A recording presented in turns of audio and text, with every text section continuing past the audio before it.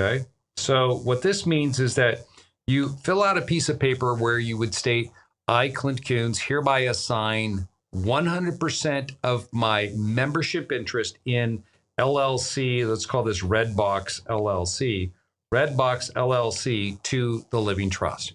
You sign that document, and then you have a trustee's acceptance that goes with it, where the trustee of the Living Trust accepts that assignment of property, of personal property, or this membership interest in the LLC, and you're done. Now this LLC is held by your living trust by your completing that assignment of interest. Now, when I'm assigning interest in business entities, if a client comes in and the client has multiple business interests, I can take care of it all in one form, one document, and transfer all those business interests into their living trust for them. So transferring over the LLCs and the business interests is really, really important. It's something many times that gets overlooked, and they'll get transferred in there. Now, the operating agreement itself, it still says that you're the member of that LLC, even though you've assigned it. So what do you do there? Well, the first thing that you may want to do, it's up to you, it's optional, is you could restate your operating agreement.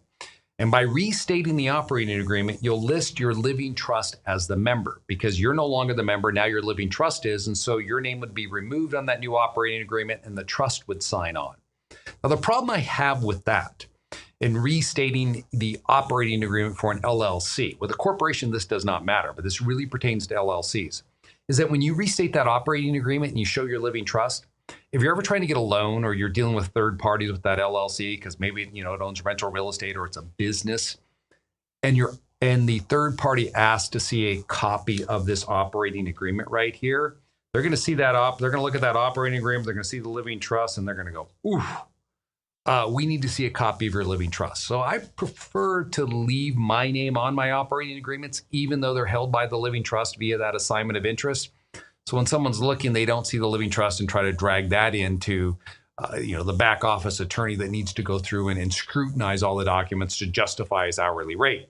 I prefer not to do that. So I don't change my operating agreement. Now, the last thing I'd leave here on business interests that is also something to look at, these are not your LLC interests. Maybe that it's an LLC, a syndication that you have an interest in, or maybe you're involved in someone else's LLC. You need to make sure that the operating agreement allows you to make this assignment, or is there a certain process you must go through in order to assign your interest? And so this really applies to individuals who maybe don't even understand what they're doing when they're setting up their own LLCs. For example,